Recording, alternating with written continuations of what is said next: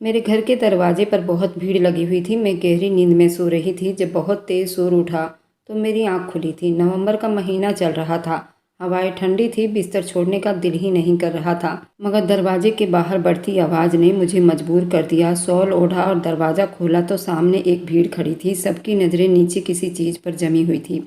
मैंने आगे बढ़कर देखा तो एक छोटा सा बच्चा हरे चादर में लिपटा हुआ फर्श पर पड़ा हुआ था।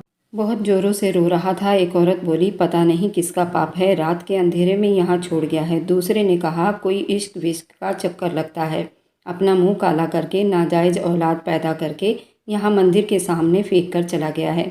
किसी ने कहा, इसे कचरे में फेंक देना चाहिए। इस गंदगी को पालते रहे तो ऐसा काम हर कोई चोरी से करता रहेगा। इसका अंजाम बहुत बुरा होना चाहिए ताकि हर कोई डरे। मैंने झुककर उस बच्चे को गोद में उठा लिया। वह बहुत कमज़ोर था, कांप रहा था, सांस ले रहा था। मैंने सबको वापस जाने को कहा और दरवाज़ा बंद करके अंदर चली गई। मेरा पति एक मंदिर का पुजारी था। वो पूजा पाठ हवन वगैरह किया करते थे। मैंने सोचा जब वो आएंगे तो उनसे बात कर लूँगी, लेकिन दिल के किसी कोने में जानती थी वे कभी इस बच्चे को स्वीकार नहीं करेंगे। मेरी शादी को 16 साल बीत चुके थे, मगर मेरी किस्मत में औलाद नहीं थी। हर इलाज करवा लिया था, बहुत सारे पूजा पाठ तंत्र मंत्र करवाए थे, लेकिन कोई फ़ायदा नहीं हुआ था। मगर मैं मायूस हो गई थी। बच्चे को देखकर मेरे अंदर एक अजीब सी मोहब्बत जागी थी। ऐसा लगा जैसे बरसों की खाली आंगन अब खुशबू में उतर आई हो। अगले 3 दिन तक उस बच्चे की परवरिश ऐसे की जैसे वो मेरी अपनी औलाद हो। एक हफ्ते के बाद पुजारी जी जब वापस आए, घर में कदम रखा, बच्चे को देखा, उनके चेहरे का रंग बिल्कुल बदल गया था। उन्होंने ऊंची आवाज़ में कहा, ये कौन है? मैंने बड़ी प्यार और नरमी से कहा, सुबह मंदिर के दरवाजे पर मिला था, बहुत बीमार था। मुझे लगा भगवान के तरफ से ये बच्चा हमारे लिए भेंट है, शायद हमारी परीक्षा है। वह गुस्से से बोले, तुम्हें क्या मतलब, बिना पूछे किसी की गंदगी को घर में लाने की? अपनी औलाद को कोई ऐसे नहीं छोड़ जाता। मैंने जवाब दिया, आप भगवान के दूत हैं, इस तरह कैसे कह सकते हैं? पंडित जी ने नज़रें फेर ली और बोले, ये बच्चा एक दिन भी यहाँ नहीं रहेगा। मैं चुप हो गई। रात देर तक मैं बच्चे को अपने सीने से लगाए सोचती रही, अगर मैं भी सबकी तरह हो जाऊं, इसे उठाकर बाहर फेंक देती तो भगवान क्या मुझसे खुश होगा? मैंने जो किया वह सही किया था। अगले दिन पुजारी जी गुस्से से कहने लगे, इसे किसी अनाथ आश्रम में छोड़ाओ, मगर मैंने साफ मना कर दिया। मैंने कहा, ये अब मेरी जिम्मेदारी है, भगवान ने मुझे भेंट दिया है, वे नाराज हो जाएंगे। पुजारी जी ने कई दिन तक मुझसे बात तक ना की, लेकिन मैंने उस बच्चे को नहीं छोड़ा। उसका नाम मैंने उपहार रखा था। हर दिन उसके लिए मैं प्रार्थना करती। मोहल्ले वाले अभी भी पीठ पीछे बातें बनाते, लेकिन मैंने उनके तरफ कोई ध्यान न दिया। रातों को रोता, पुजारी जी चिढ़ जाते, कई बार मुझे डांट देते, मगर मैं चुपचाप बर्दाश्त कर लेती। मैं जानती थी जिस दिन ये बच्चा मेरे दिल से निकल गया वह दिन मेरी ज़िंदगी का आखिरी दिन होगा। बच्चा कुछ ठीक हो गया था, चेहरे पर रोशनी आ गई थी। मेरी दुनिया बदल चुकी थी। हर चीज़ जैसे उस बच्चे के आसपास ही घूमने लगी थी। एक दिन पुजारी जी मंदिर से आने के बाद मोहल्ले के लोगों ने उनसे बात बनानी शुरू कर दी थी। अभी भी वक्त है, इस बच्चे को छोड़ दो। मैंने जवाब दिया, आपको अगर भगवान की भेंट स्वीकार नहीं है तो कम से कम मेरी इच्छा का ही इलाज कर लो। पुजारी जी चुप हो गए और उसके बाद कुछ न कहा। मैं चुपचाप बच्चे के लिए छोटे छोटे कपड़े सिलवाए, झूला बनवाया। हर दिन उसके लिए कुछ न कुछ बनाती रहती थी। जब मुझे देखकर वो मुस्कुराता तो ऐसा लगता जैसे सारी दुनिया मेरे कदमों में रख दी गई हो। एक रात बच्चे ने ज़्यादा रोना शुरू कर दिया। शायद उसके पेट में दर्द था। उसको सीने से लगाकर झूला झुलाने लगी। उसी पल पुजारी जी कमरे से निकली, गुस्से से बोले, क्या तमाशा लगा रखा है तुमने? तुम्हें ये अंदाज़ा नहीं कि मोहल्ले वाले क्या क्या कह रहे हैं तुम्हें? तुम एक पाप को पाल रही हो। मैंने धीरे से कहा, अगर ये पाप है तो भगवान इसके लिए हमें परीक्षा में नहीं डालेगा। आप खुद एक धर्म के रक्षक हैं और आप ही इस तरह की बातें कर रहे हैं। पुजारी जी चुप रह गए, मगर उनके चेहरे पर गुस्सा दिखाई दे रहा था। सुबह पूजा पाठ करने चले गए और दोपहर तक वापस न आए। मैं जानती थी वह कुछ सोच रहे होंगे, शायद उनके दिल में कहीं कोई नरमी चीज़ पैदा हो रही होगी, मगर वे उसको स्वीकार नहीं करना चाहते थे। उसी दिन मेरी एक सहेली विद्या मेरे घर आई थी। वह जानती थी मैं कितने सालों से बांझपन झेल रही हूँ और एक बच्चे के लिए तड़प रही हूँ। जब मैंने उसे उपहार के बारे में बात की, कहने लगी, ये तो लगता है तुम्हारे लिए भगवान की तरफ से भेंट है जो तुम्हें इस बहाने माँ बनने दिया। उसने बच्चे के लिए एक नन्हा सा कॉटन का 3 पीस सूट गिफ्ट किया और कहा, माँ बनने के लिए सिर्फ जन्म देना शर्त नहीं होती। उस दिन मेरे दिल को कुछ तसल्ली मिली। रात को पुजारी जी वापस आए। उनके हाथों में कुछ मंत्र की किताबें थी। वे सीधे अपने कमरे में चले गए। मैंने खाना रखा मगर वह कुछ न बोले, सीधे अपने कमरे में चले गए। मैं जानती थी उनके अंदर कुछ टूट रहा है, मगर इसे स्वीकार नहीं कर पा रहे। अगले दिन सुबह उन्होंने कहा वे उपहार के लिए कोई और इंतजाम करना चाहते हैं। मैंने हिम्मत जमा करके कहा, अगर आपको मेरी बात पर भरोसा नहीं है तो किसी दिन भगवान आपको ज़रूर ऐसी कोई निशानियां दिखाएगा जो आपके दिल को बदल कर रख देगा। कुछ दिन इसी तरह बीत गए। एक दिन मैंने मंदिर के कमेटी वालों को अपने घर बुला लिया, उन्हें सारी बात बताई। नरमी से कहा, ये बच्चा भगवान के तरफ से मुझे भेंट मिली है, हो सकता है यही हमारे बुढ़ापे का सहारा बने। पुजारी जी अपना सर झुकाए सुनते रहे मगर कुछ न बोले। कुछ दिनों के बाद उपहार को बुखार हो गया। उसे लिए मैं अस्पताल गई। डॉक्टर ने दवाई दी और कहा जिस्म कमज़ोर है, ख्याल रखना होगा। मैं दिन रात उसकी सेवा करती रही। पुजारी जी ने भी देखकर कुछ नरमी दिखाई। रात को खाने पर पहली बार पूछा, कैसा है उपहार? मैंने कहा ठीक है, मगर उनकी आंखों में अभी भी पूरा स्वीकार नहीं था। एक दिन मंदिर के कमेटी के तरफ से हमें बुलाया गया था। मंदिर के पुजारी के लिए पैसे बढ़ाने की बात की गई थी। पुजारी जी को एक प्लाट दिया गया था जिसमें वो अपना मकान बनवा सकें। ये सुनकर पंडित जी खुश हो गए थे। जब वो घर आए तो पहली बार चेहरे पर मुस्कुराहट थी। उन्होंने बताया, भगवान ने हम पर अपनी बहुत कृपा दिखाई है। कमेटी वालों ने पुजारी जी को भेंट के बदले में मकान दिया है। मैंने कहा, आपने देखा ये बच्चा हमारे लिए कितना अच्छा साबित हो रहा है। उन्होंने नज़रें चुरा ली और कोई जवाब ना दिया। उस वक्त मुझे अंदाज़ा हुआ कि सच्चाई कभी कभी इंसान के सामने होती है, पर वह अपनी घमंड के आगे अंधेपन में उसे देखने से मना कर देता है। महीनों लगे, पुजारी जी का गुस्सा अब थोड़ा थोड़ा कम होने लगा। वे कभी कभार बच्चे को दूर से देख लेते, लेकिन पास आने की हिम्मत उनमें नहीं थी। एक दिन कमेटी के पैसे निकलने की खबर सुनकर मेरे दिल में एक अजीब सी खुशी उतर आई थी।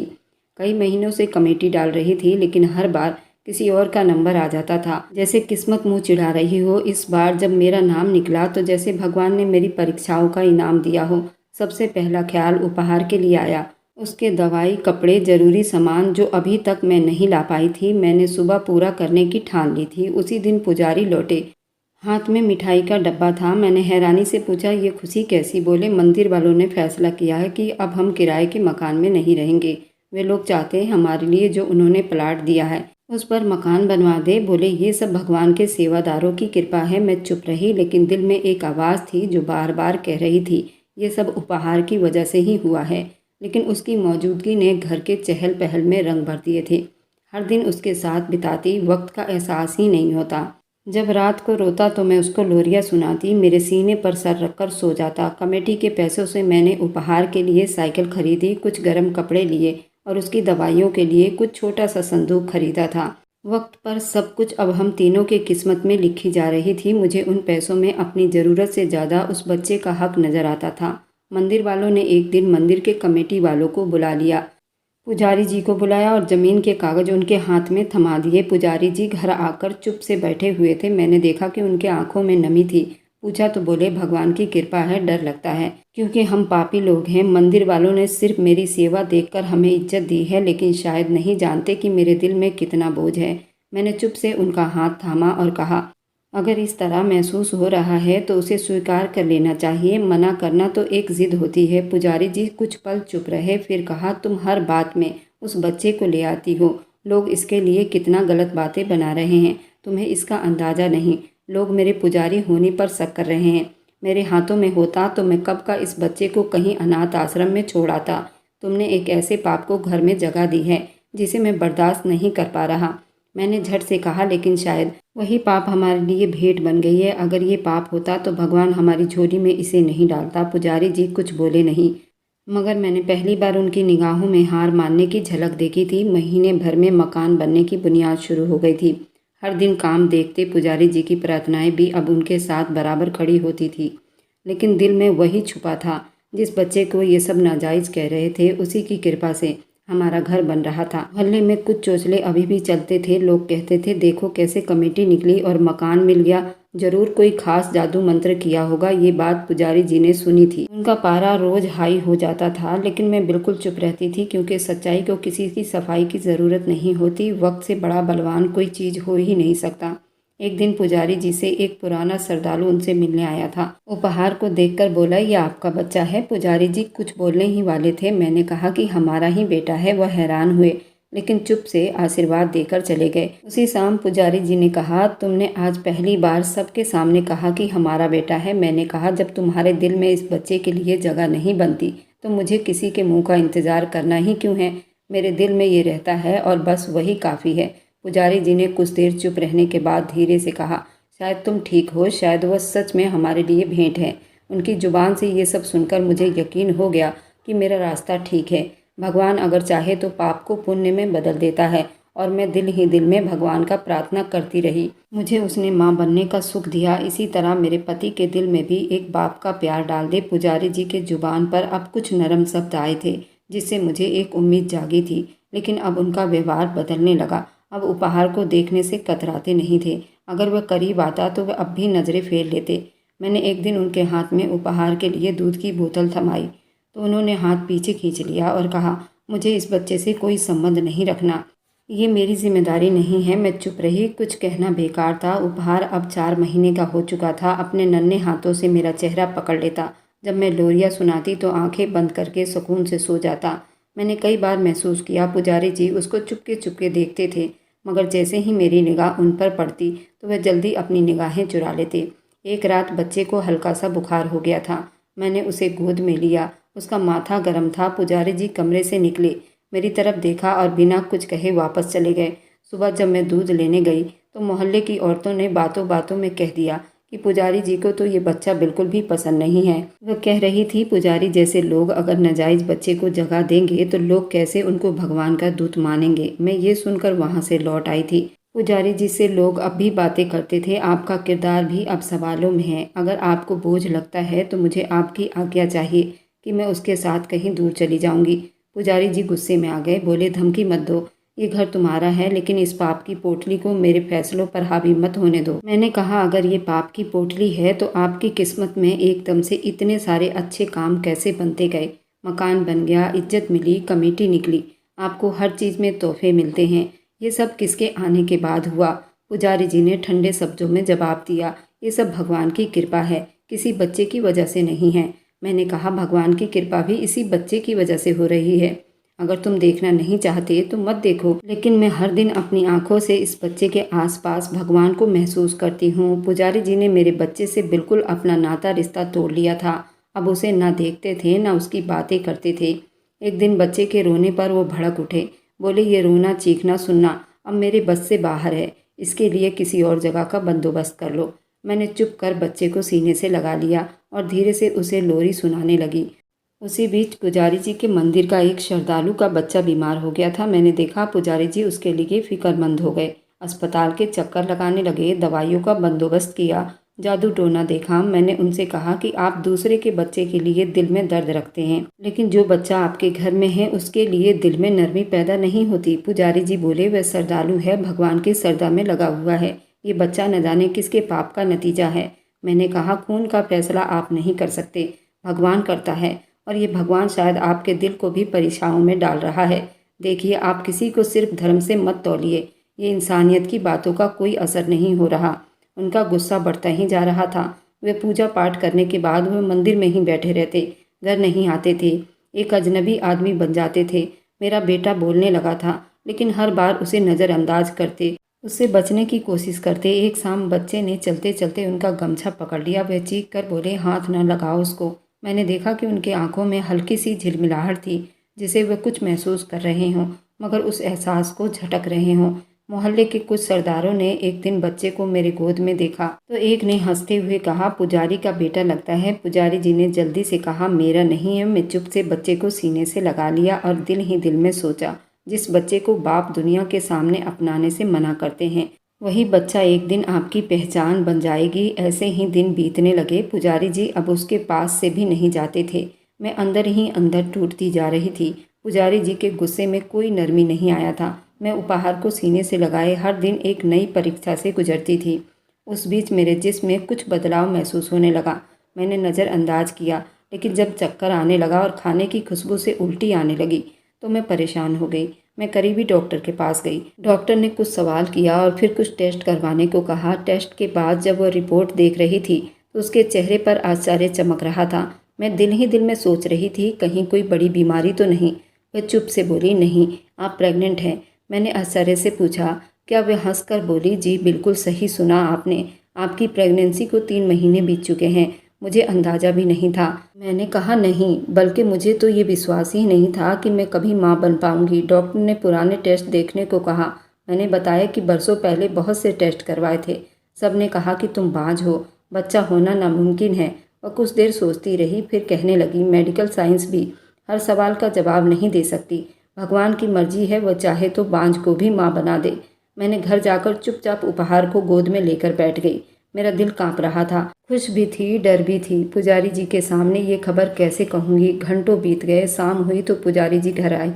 मैंने खाने के बाद चुप से कहा, मुझे आपसे कोई बात करनी है। वह गंभीर हुए, बोले, हाँ कहो। मैंने कहा, मैं प्रेग्नेंट हूँ। कुछ पल मुझे चुप से देखते रहे, जैसे सुन न पाए हों। फिर धीरे से बोले, क्या कहा। मैंने अपने शब्दों को दोहराया था। कुछ पलों की चुप्पी के बाद उनकी आंखों में आंसू आ गए। उन्होंने भगवान का बहुत धन्यवाद किया, मेरे सर पर हाथ रखा और कहा, भगवान ने बहुत कृपा की है। मैंने सोचा शायद उनके दिल में कुछ नरमी आई होगी, लेकिन अगले ही पल उनके व्यवहार में एक अजीब सा बदलाव देखा। अब उपहार से पूरी तरह से कट चुके थे, यहाँ तक कि अगर वह उनके पास से जाता तो वो गुस्से से मुंह मोड़ लेते। कहा, इस बच्चे को मुझसे दूर रखो, मैं नहीं चाहता कि मेरे आने वाले बच्चे के रास्ते में ये रुकावट बने। इसका मनहूस साया मेरे बच्चे पर ना पड़े। उनकी बातों से मेरे दिल को बहुत ठेस पहुंची थी। मैंने कहा, ये वही बच्चा है जिसे तुमने मेरी गोद में देखकर कई बार झाड़ा था, मगर आज जब तुम्हें भगवान ने औलाद की भेंट दी है तो तुम इस बच्चे को मनहूस कहने लगे हो। उन्होंने कहा, अब हमारा अपना बच्चा आने वाला है और मैं ये बर्दाश्त नहीं कर सकता कि मेरी औलाद के साथ किसी और की नाजायज़ औलाद भी पले। मैंने कहा, आज उपहार की वजह से ही तुम्हारे घर में औलाद होगी जिसे तुम पाप कह रहे हो। पुजारी जी ने मेरी बात सुनकर चुप्पी साध ली, लेकिन उनके व्यवहार में बदलाव बिल्कुल भी नहीं आया। वो बच्चे के कपड़ों को भी हाथ नहीं लगाते थे। उसके खिलौनों को भी घर के एक कोने में रखवा दिया और बार बार कहते, इसका अलग कमरा कर लो। मेरे बच्चे पर इसकी मनहूस साया भी नहीं पड़नी चाहिए। पुजारी जी दोपहर तक मंदिर से वापस आए थे। जब वापस आए तो उनके हाथ में एक लिस्ट थी। बोले, ये अनाथ बच्चों की है, जहाँ हम उपहार को दे सकते हैं वहाँ उसकी अच्छी परवरिश होगी। मैंने वह लिस्ट उनके हाथ से लेकर फाड़ दी और कहा, जो बच्चा मुझे भगवान ने भेंट दी है मैं उसकी माँ हूँ। कोई अनाथ आश्रम उसकी माँ नहीं बन सकती। मैंने फैसला कर लिया, कुछ भी हो जाए मैं अब दोनों औलाद में फ़र्क नहीं आने दूंगी। मेरे जिस्म में एक नया बच्चा पल रहा था, लेकिन मेरे दिल में उपहार की जगह कोई नहीं ले सकता था। पुजारी जी नाश्ता करते हुए बोले, तुमसे साफ साफ बात करनी है। अब वक्त आ गया है इस बच्चे के बारे में एक ठोस फैसला लिया जाए। मैंने चुप रहकर उनके तरफ देखा। उन्होंने सिर्फ दो टूक अंदाज में कहा, मैं नहीं चाहता ये बच्चा हमारे नए घर में कदम रखे। मैंने कहा, वह सिर्फ बच्चा नहीं, मेरा बेटा है, जिसे मैंने अपनी गोद में पाला, रातों को जागी, जिसके रोने पर मैं तड़पी। वो मेरे जिस्म का हिस्सा है। उन्होंने गुस्से से कहा, ये तुम्हारा वहम है, असल औलाद आने वाली है और मैं चाहता हूँ कि तुम्हारा सारा ध्यान मेरे बच्चे पर हो। मैंने कहा, यह अपनी मेहरबानी अपने पास रखो। अगर मेरे अंदर माँ की ममता है तो क्या वह सिर्फ एक बच्चे तक नहीं रखूँगी। पुजारी जी ने खाने को ठोकर मारकर कहा, और ज़्यादा बहस नहीं चाहता। अब इस बच्चे को मैं इस घर में ना देखूँ। मैंने उन्हें खूब सुनाया। अब मेरे पास कहने को कुछ नहीं बचा था। अगले कई दिनों तक मुझसे बात तक न की। उपहार को मेरे कमरे में कैद कर दिया गया था। जब भी वो बाहर निकलता तो पुजारी जी रास्ता बदल लेते, वापस पलट जाते। मैं प्रेग्नेंट थी, आखिरी महीना चल रहा था, जिस्म भारी हो रहा था, लेकिन असल वजन दिल पर था। उपहार दिन ब दिन बड़ा हो रहा था, मेरे आगे पीछे चलता रहता था। माँ कहता था। पुजारी जी ने एक दिन सुन लिया तो गुस्से से बोले, उसे मत सिखाओ तुम्हें माँ कहे, तुमने सिर्फ उसे उठाया है, जन्म नहीं दिया। मेरे लिए ये शब्द किसी तीर से कम नहीं लगे थे। मैं चुप रही। मैं जानती थी कि बोलने से कोई फ़ायदा नहीं। सब वक्त वक्त की बात है। जब वक्त बलवान होता है तो कोई उसे रोक नहीं सकेगा। एक दिन मोहल्ले की एक औरत आई, चुपके से कहने लगी, पुजारी जी मंदिर में बात कर रहे थे, उस बच्चे को वो अपने घर से निकाल देंगे। लोग सवाल कर रहे हैं, अगर वो पुजारी होकर इतनी सख्त दिल है तो आम लोग कैसे नरमी सीखेंगे। मैंने पुजारी से ये बात की तो उन्होंने गुस्से से दरवाज़ा बंद कर लिया। कहने लगे, लोगों को तुमने जुबान दी है, तुम ही उनके कानों तक मेरी बातें पहुंचाती हो। मैंने कहा, मैंने कुछ नहीं कहा, लेकिन जो तुम्हारे व्यवहार देख रहे हैं वही तो बोल रहे हैं। उसी रात जब मैं उपहार को सुला रही थी, पुजारी जी कमरे में दाखिल हुए और बोले, आखिरी बार कह रहा हूँ, कल इस बच्चे को किसी अनाथ आश्रम में छोड़ाओ। तुम्हारी हालत भी ऐसी नहीं है 2 बच्चों का बोझ उठा सको। मैंने कहा, अगर मेरे दिल ने एक स्वीकार किया तो दूसरा भी भगवान की लीला से अपरंपार हो जाएगा। मेरी दोनों औलाद मेरे लिए बराबर है। उन्होंने कुछ देर देखा, फिर बोले, तुमने अगर मेरी बात नहीं मानी तो इसका अंजाम तुम बुरा देखोगी। अगले दिन पुजारी जी ने एक रिक्शा मंगवा लिया और कहा, चलो इसे लेकर चलते हैं। मैंने उपहार को सीने से लगा लिया, कहा मैं इसे लेकर कहीं भी चली जाऊंगी, लेकिन किसी अजनबी के हाथ में नहीं सौंप सकती। वह बोले कि फिर तुम अपने होने वाले बच्चे के बारे में कुछ नहीं सोच रही। मैं चुप से बच्चे को अपने गले से लपेट लिया और दरवाजे के पास चली गई, लेकिन कुछ देर के बाद वापस मुड़कर आई और बोली, मुझे अपनी ममता पर शक नहीं, लेकिन आपकी नफ़रत ने मेरे कदम रोक लिए हैं। मैं ये कदम उस वक्त उठाऊंगी जब मेरे दिल में ज़रा भी शक होगा। ये बच्चा मेरे लिए परीक्षा है। पुजारी जी ने दरवाज़ा बंद किया और बोले, फिर याद रखो, मैं इस बच्चे के लिए कोई नरमी नहीं दिखाऊंगा। मैं बहुत परेशान हो गई थी। मैंने अपनी बड़ी नंद को फ़ोन किया और बात की, उन्हें सारी हकीकत बताई। वे चुप होकर बोली, भाभी, माँ बनना इतना आसान नहीं है, लेकिन किसी और के बच्चे को गोद लेकर माँ बनना सिर्फ किस्मत वालों की बस की बात है। आज से तुम्हारी इज्जत मेरे दिल में और बढ़ गई। उनकी बात पर मुझे हौसला मिला। एक दिन पुजारी जी ने उपहार को बहुत डांटा। उन्होंने सख्त शब्दों में कहा, ले जाओ इसे यहाँ से। उपहार डरकर मेरी तरफ दौड़ आया था और मेरी गोद में सर छुपाकर बैठ गया था। मैंने उसे मजबूती से थाम लिया और दिल ही दिल में कहा, उपहार मेरे लिए भगवान की तरफ से आया भेंट है। जब तय कर चुकी थी, चाहे कुछ भी हो जाए, मैं अपनी ममता पर आँच नहीं आने दूंगी। मेरी ममता किसी रिश्ते का मोहताज नहीं था। उन दिनों घर की सफाई में लगी हुई थी। मेरी प्रेगनेंसी का आखिरी दिन चल रहा था, जिसके साथ दिल भी बोझल हो रहा था। लेकिन जब भी उपहार को देखती थी तो अंदर हिम्मत जागती थी। उस दिन पुजारी जी किसी बच्चे के नामकरण में गए हुए थे और शायद शहर के बाहर थे। मैंने सोचा, कमरे और स्टोर रूम की सफाई पूरी करके नए बच्चे के पैदाइश से पहले सब कुछ मैं अपना संवार लूँगी। कुछ पुराने कपड़ों की गठरी ली थी जो बहुत साल से नहीं खोला था। मैंने गठरी खोली, कपड़े एक एक करके निकालने लगी। उन्हीं कपड़ों में वह चादर मिली जिसमें उपहार लपेटा गया था। मेरे दरवाजे के सामने रखा गया था। मंदिर के बने एक रूम में रहती थी, वहीं दरवाजे के सामने कोई उपहार को रख गया था। आज उस चादर को मैंने देखा। उसके कोने पर एक चीज़ बंधी हुई थी। उसमें एक तस्वीर थी जो शायद एक औरत की थी और दूसरा उसमें एक पर्ची था। जैसे ही मैंने उस पर्ची को पढ़ा, मेरे दिल की धड़कनें रुक गई, क्योंकि उस पर्ची में पुजारी जी का नाम था। उसमें लिखा था, पुजारी जी, आपने मुझे बीमार समझकर छोड़ दिया और पलटकर मेरी खबर तक ना ली। मेरे पेट में आपका बच्चा भी था। उसमें लिखा था, ये आपका बेटा है। मैं आप पर बोझ नहीं डालना चाहती, लेकिन मेरी ज़िंदगी ख़त्म हो रही है। कैंसर के आखिरी स्टेज पर चल रही हूँ। मैं ये चादर आपके दरवाजे पर इसी उम्मीद में रखा कि शायद आप इसे स्वीकार कर लेंगे। अगर ये पर्ची कभी सरदा के हाथ लगी तो उसे बता देना कि ये बच्चा आपकी दूसरी पत्नी की आखिरी निशानी है। मेरे हाथ कांपने लगे, ज़मीन आंखों के सामने घूमने लगी। मैं फर्श पर बैठ गई और मुझे बच्चे का दर्द होने लगा। मैंने तुरंत अपनी बड़ी नंद को फ़ोन किया। वह दूर रहती थी। मैंने अपनी हालत के बारे में बताया और कहा कि उपहार का ध्यान रखना। मैं हॉस्पिटल में हूँ, आप वहाँ पहुँच जाना। मैंने दूसरा नंबर एम्बुलेंस को मिलाया। 1 घंटे में एम्बुलेंस मेरे दरवाजे पर थी और मैं हॉस्पिटल में पहुँच गई उपहार के साथ। घंटों लगे, मेरी नंद मेरे पास आई। मैंने एक बेटी को जन्म दिया था। उसके बाद पुजारी जी भी मेरे पास आ गए थे। मुझे बार बार उपहार की छोटी सी शक्ल मेरे सामने आ रही थी। वह बच्चा जिसे मेरा पति हर दिन पाप कहता रहा, नाजायज़ है, वह उनकी अपनी सगी औलाद निकली। मैं देर तक पुजारी जी को निहारती रही। वो पर्ची भी मैं अपने साथ ले आई थी। मैंने पर्ची सीने से लगा लिया। उनके चेहरे पर थकन थी, मगर मैंने बात चालू रखी। मैंने कहा, मुझे आपसे अकेले में बात करनी है। वे चौंक कर मेरे पास बैठ गए। मैंने धीरे से कहा, पर्ची उनके सामने रखी और कहा, आज स्टोर रूम की सफाई के बीच निकली है, पढ़ लीजिए और फिर खुद फैसला करो कि आप किसके साथ क्या व्यवहार करेंगे। पुजारी जी ने पर्ची उठाई और पढ़ते ही उनकी आंखों का रंग बदलने लगा। वह चुप हो गए। कुछ देर पर्ची को घूरते रहे, फिर हाथ पीछे खींच लिया। उनकी आंखों में पहली बार शर्मिंदगी दिखाई दे रही थी, जो किसी बड़े जुर्म के बाद आंखों में उतरती है।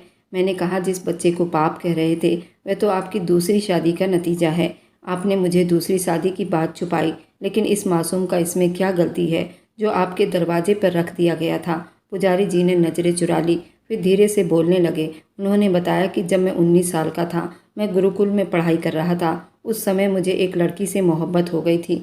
वह शायद छोटी जात की थी। माता पिता ने उसको स्वीकार नहीं किया। मैंने उसके साथ शादी कर ली थी। शादी को 2 महीने बीते तो वो बहुत बीमार रहने लगी। उसका इलाज करवाया, पर उसे आराम नहीं हो रहा था। वह लड़की भी अपने घर से भाग आई थी। तो वह दोबारा अपने माँ बाप के यहाँ नहीं जा सकती थी। उस लड़की के माँ बाप बहुत गरीब थे और वह कई बहनें थीं। मैंने उसे सरकारी अस्पताल में भर्ती करवा दिया था, दोबारा वहाँ नहीं गया। मेरे माँ बाप भी मुझ पर शादी को लेकर बहुत प्रेशर डालते थे।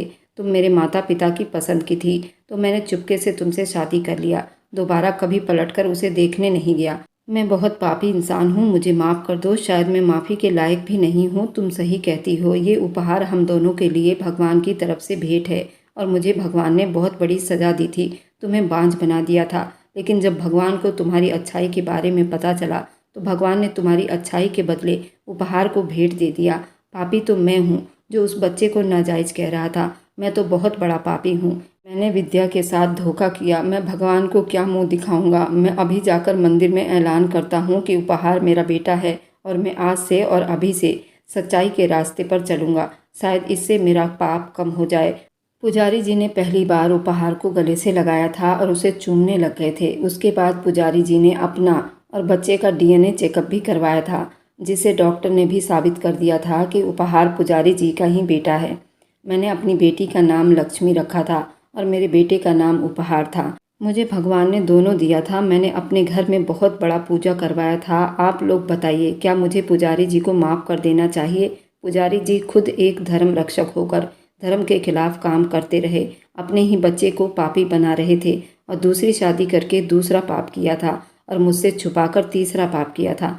अब आप लोग फैसला करो कि पुजारी जी को माफ़ करना चाहिए या नहीं करना चाहिए। मैंने तो अपने दोनों बच्चों को लेकर बहुत खुश हूँ और मेरी वीडियो आप लोग जहाँ कहीं से भी देखते हैं, कमेंट में अपने शहर और राज्य का नाम ज़रूर बताएं। मुझे आप लोगों के कमेंट पढ़ने में बहुत आनंद आता है और उन सभी का मैं बहुत बहुत धन्यवाद करना चाहती हूँ। जो लोग मेरी वीडियो को देखते हैं, लाइक करते हैं और शेयर करते हैं। अगर आपको आज की कहानी पसंद आई है तो वीडियो को ज़रूर लाइक कीजिएगा और अपने दोस्तों के साथ शेयर भी कीजिएगा। और हाँ, अगर आपने अभी तक हमारे चैनल को सब्सक्राइब नहीं किया है तो ज़रूर सब्सक्राइब कर लें। मिलते हैं हम अपनी कल की एक और नई दिलचस्प कहानी के साथ। मुझ पर सदा अपना प्यार और स्नेह बनाए रखें। सभी को मेरा प्यार भरा नमस्कार दोस्तों। खुश रहें, स्वस्थ रहें, मस्त रहें।